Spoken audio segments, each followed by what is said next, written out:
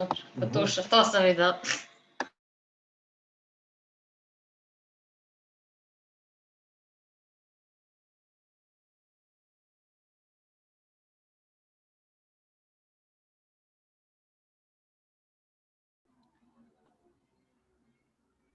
Yes, can we hear each other all? Yes, I'm okay. Yeah. Okay, good. Are we all on the screen now? Yeah. Okay, good. Yes, we can hear you, Darko. Hello. Yes. Good. Excellent. I would like to say hello to all of you and welcome you to our first webinar related American-Chinese-European relationship. And the whole idea is how to study, how to consider, how to approach in American-Sino-European relation, how to improve this relation on academic and scientific way. And second large topic is some kind of the dispute, some kind of the problem that there is, that if this kind of the dispute and problem exists, how we can solve the problem, what will be the response of academic scientific community on mutual relation between America, China, and Europe. I think we have a great responsibility on all of that as academicians, and I think we shall raise our voice and prepare some policy paper and gather our colleagues from China, Europe, and America, and on the end we shall produce policy papers for European Parliament, European institutions like European Commission, as well as Americans and Chinese government.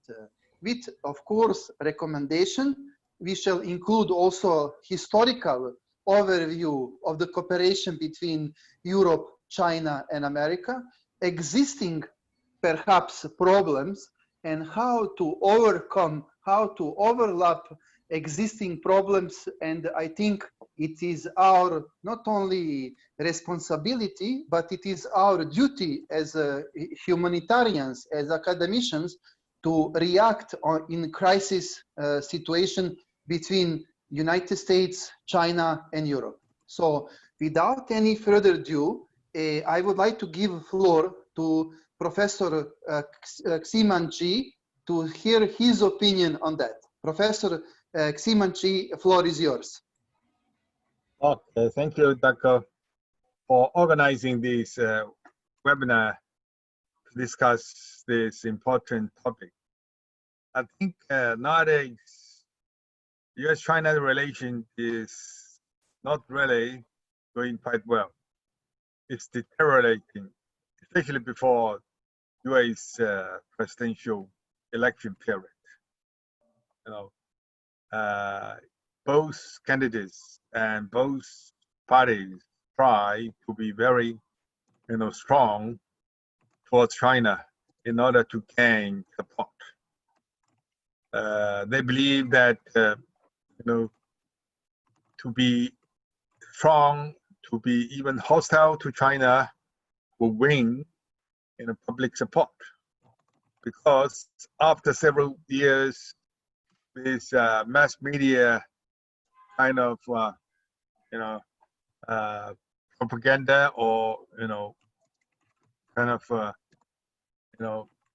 publicized, opinions that China is gaining more benefits from international society while not really being quite responsible. And especially this pandemic, broke out, and Trump administration tried to blame China as scapegoat. And to some extent, Chinese control on the pandemic, on this COVID-19 virus became quite successful. Now, Chinese ordinary people and normal life have already been returned, and economic activities almost recover from the first quarter of this year's pandemic hit. So recently, just Chinese government official statistics published that the third quarter GDP growth is much higher, and make the whole 3 quarters of this year GDP growth becoming positive.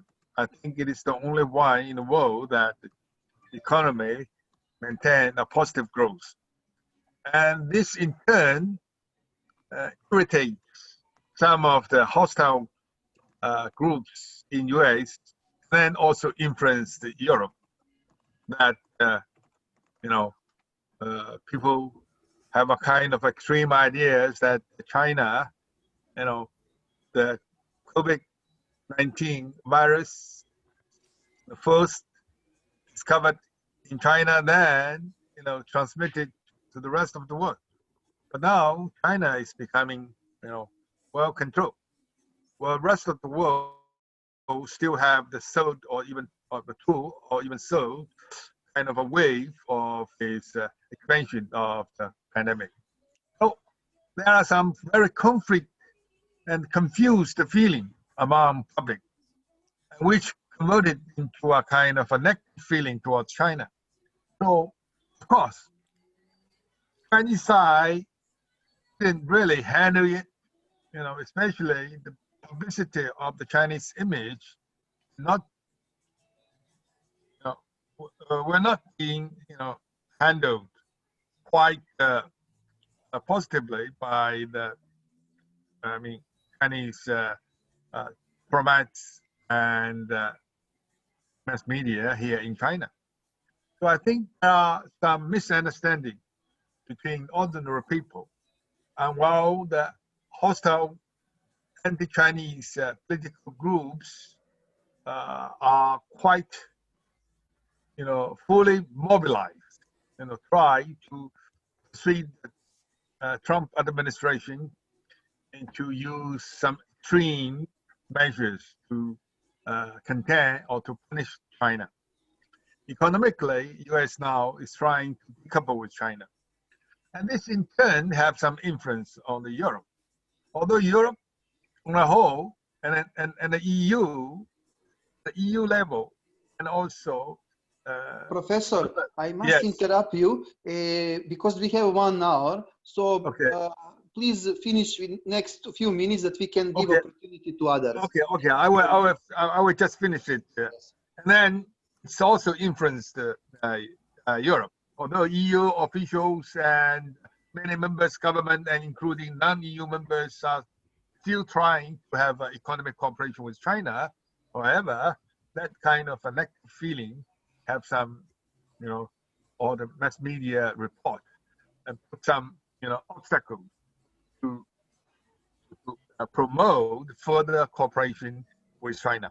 So I think that think tanks, both in US, in Europe, and especially Central Europe and China, need to promote further communication and try to resolve this misunderstanding and perception, and then to enhance the cooperation, especially that try to breach some of the information to US, then to de-escalate tensions between US and China, which is very important for maintaining peace and prosperity in the world. So I will stop here. Thank you. Thank you, Professor. Thank you, Professor. Professor Xiumen Chi is the most senior on this meeting, and of course we all respect the age, and that's why we give the floor first to Professor Xiumen Chi. Without any further ado, I would like to say special thanks to Professor Jiao Dong from Fudan University, because he responded right away, and let's hear one more voice from China. Professor Jiao, Professor Jiao Dong, floor is yours. Yes, okay, thank you, Dr. And hello, everyone. I'm very glad to see everyone here. So for this very special online meeting, And thank you, Darko, specifically for your very good, very talented, I think, ideas for this kind of U.S., Europe, and China is a triangle forum. I think it's a very good idea, and I hope and this small group should be further big and influential in the future. I just have one suggestion as an initiative.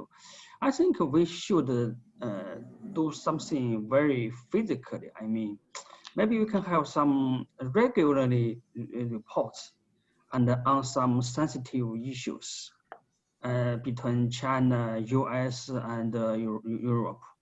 And for any kind of hot topics, you know, we have lots of hot topics.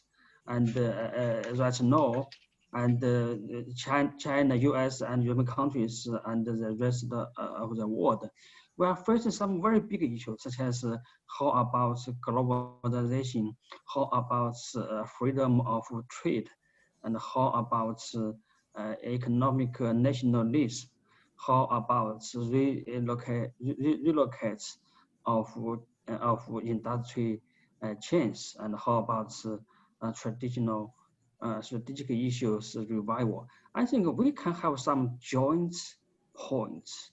We can have some joint reports, and the long or short, and anyway, but we can do something jointly and regularly each month, and maybe Darko, you can design some questions, some key points, and I think we Chinese friends and we American friends, we can do some similar issue, and for anyone have some good idea, then go to Darko, and then you share to everyone as well something about this question, about some ideas, then put it together, become a report, and regularly, I think, and we will have a very strong influence and in the world, not just in China, US, and European countries. Actually, I talked with some Chinese friends. They are not in the list of ideal Chinese members. I think this is a very good idea for AEC.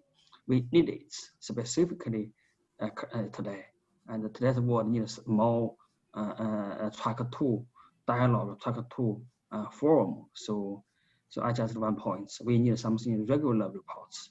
Thank you, Darko. Thank you, everyone. Thank you, Professor Zhao Dong. I see with us is Dr. Moore.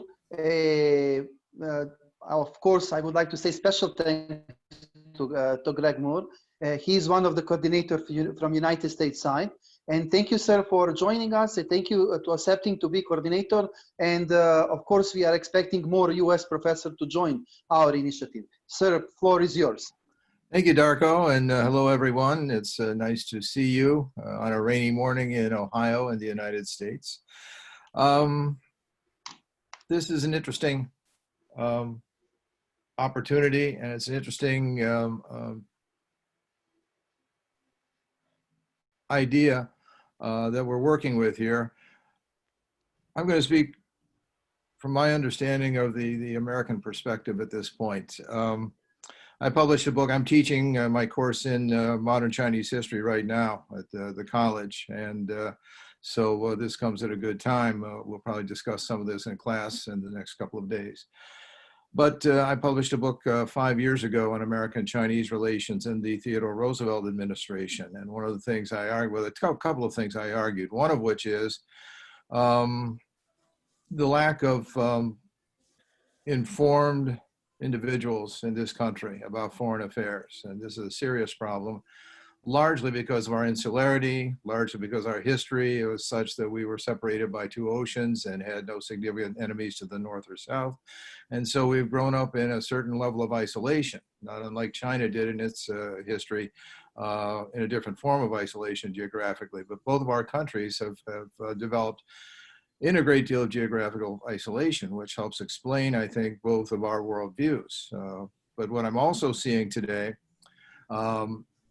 getting back to this lack of understanding and interest in foreign policy, is the fact that the world has changed so much especially with the advent of social media, but just also in the post-World War II world, and then after the collapse of the Soviet Union, the United States has developed a certain amount of national hubris that I think we have to learn to set aside.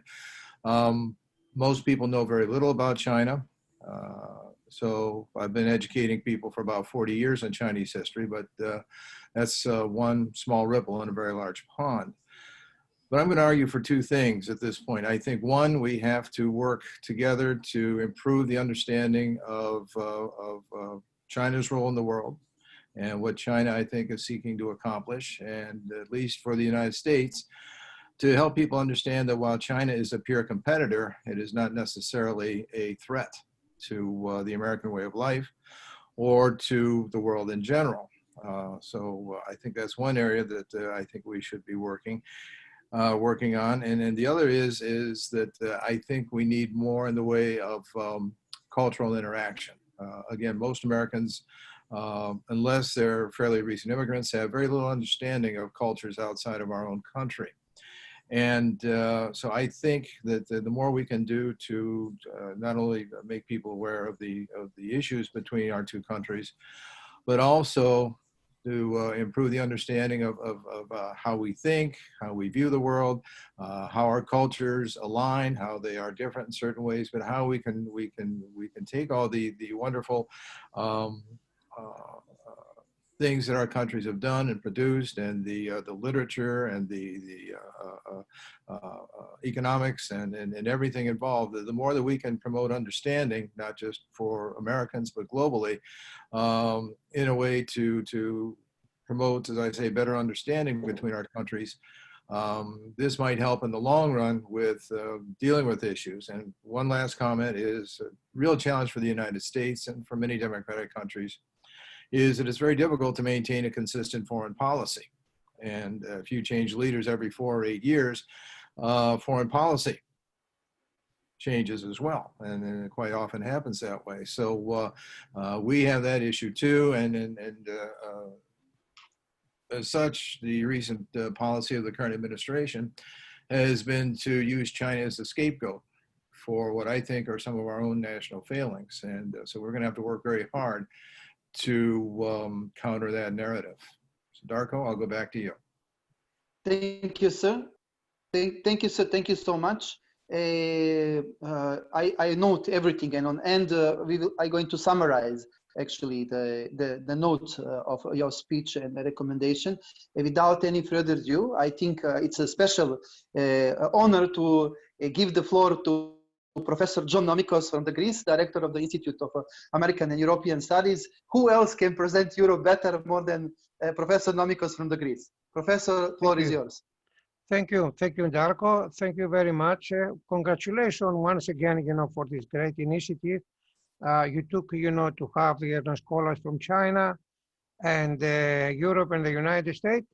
I think right now we are going through some challenges all over the world. Not just Europe. In the United States and of course in Asia. One thing that I have in my mind that I like to share with you is that we need to promote, young scholars, from Europe, China, other countries, of course, in Southeast Asia and the United States, to write some short, policy maker.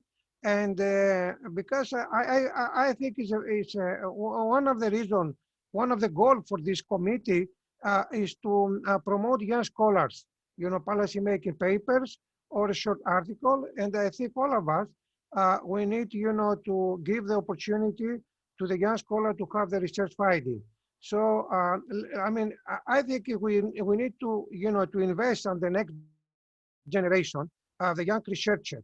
All right, and of course, like Professor Moore said, there is, a great opportunity in the United States. There are many, Chinese who study there. Likewise in Europe, and likewise in China too. So I think this initiative should give us, the opportunity to repeat more activities, such, as such the one today, And it's a good idea, Darko, to have, after we complete, this webinar, to have some kind of a mission of this committee. I mean, of course, now we make a brainstorming, all of us, but we'd like to have one, it's a good idea to have in one piece of paper what is, what our mission, what we want to accomplish, a little bit to concrete what are we, planning to do in the future. And when it's a little bit more clear, this academic objective and mission, I'm sure more people would like to join. But once again, it's for me, it's extremely important for all of us to promote young scholars on the master's level, on the PhD candidate level, and to have, all of us, and including, our young scholars, to pursue and to achieve, the mission and the objective that we are planning to have in the future. Thank you, Darko. I pass the floor to you and listen to the rest of our colleagues.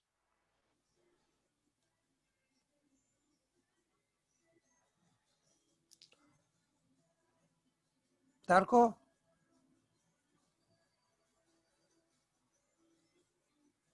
Darko, are we? Yes, Okay. yes, I am here. Okay. Yes. Okay. Can you hear me? Yes, I can hear you now. Yes. Thank you so much, Professor. It is great honor and privilege now that I would like to give the floor to Professor Jovanka Jaklubek from Poland, from the Warsaw Law School. Professor Jovanka, floor is yours. Thank you very much, Darko, and hello to all the colleagues. I'm really excited and really feel honored to be in such a great company and to be able to speak about the challenges of our cooperation between US, Europe and China. So hopefully we will manage to gather some exciting and this is my son actually, yes. So he just wanted to say hello to everyone as soon as I started speaking. Okay. Hello. That's a nice Okay, surprise. this is another challenge. This is another challenge of working from home, yes. There is a lot of work ahead of us. Is very unstable at the moment, and we will probably need to look for some solutions and some recommendations could be taken into account. I believe that having this kind of triangle cooperation in this triangle can really serve as a great bridge for the relation, and all of the parties can benefit from our cooperation and from our better understanding of all the challenges that are ahead of us. Okay, so thank you very much for inviting me here, and I look forward to the next challenges ahead of us.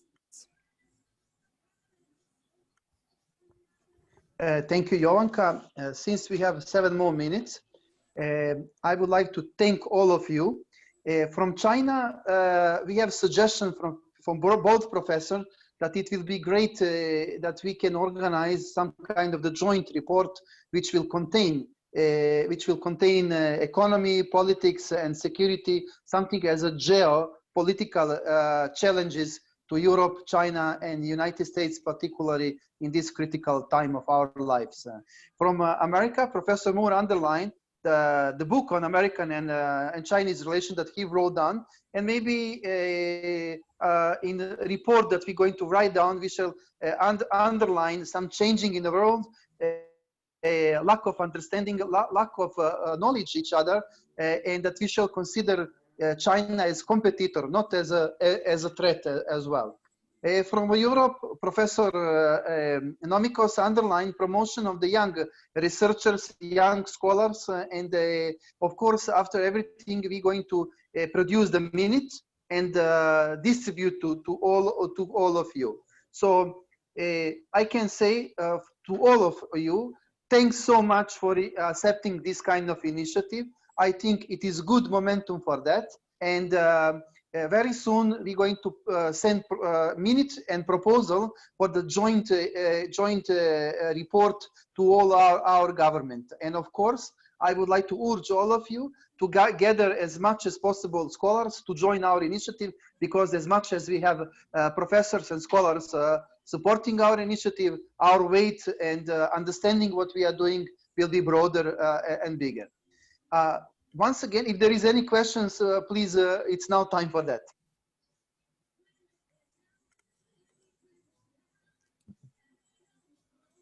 If there is no any questions, any comments, I would like to again thanks all of you, and very soon we will have minutes, and very soon we will have another webinar that we will discuss further issue and how to approach. Have a nice day to all of you, and greetings from Serbia. Okay. Thank you again, Darko. Take care. Darko, You just want to finish? Professor Minku wants to talk. Yes, I think we have still 4 minutes left. Huh? Thank We you should make much. full Bye-bye. use of Take time. care. Yes. Yes, I think we need to have some concrete ideas. Like you mentioned that we can, write something, put them together and publish both in English and in Chinese, which is a good idea. Writing the similar topic on these triangle relations, and then making some suggestions. And then I think another thing is that we may, organize a kind of a regular,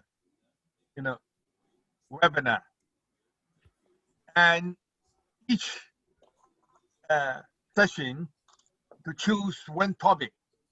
Then we discuss this topic, specific topic, for instance, culture, history, current relations, environmental protection, technology, and trade, investment, finance, and all these kind of things.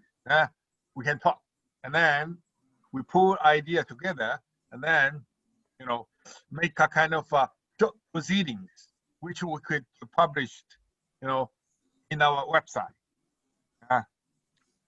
And if you want, you can put in your website. I think we need to, yes. That is a great idea. And of course, we're going to distribute. And also from our side, we will engage as much as possible young scholars. And on the line, we have already two, Ana Kostic, Serbian students from Vienna, Austria, Darko from our institute, and we have our colleagues from Niš, and Professor Todorovic, who is in charge of all our projects. So expect soon, we will send all your proposals back in writing forms that we can continue, and maybe even next week, we can have another webinar to discuss further how to approach. Good idea. Okay, that's a good idea. And then I think we hope that we would soon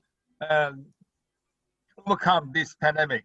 And then I can invite all of you, come to Shanghai to have a face-to-face, seminar and discussion.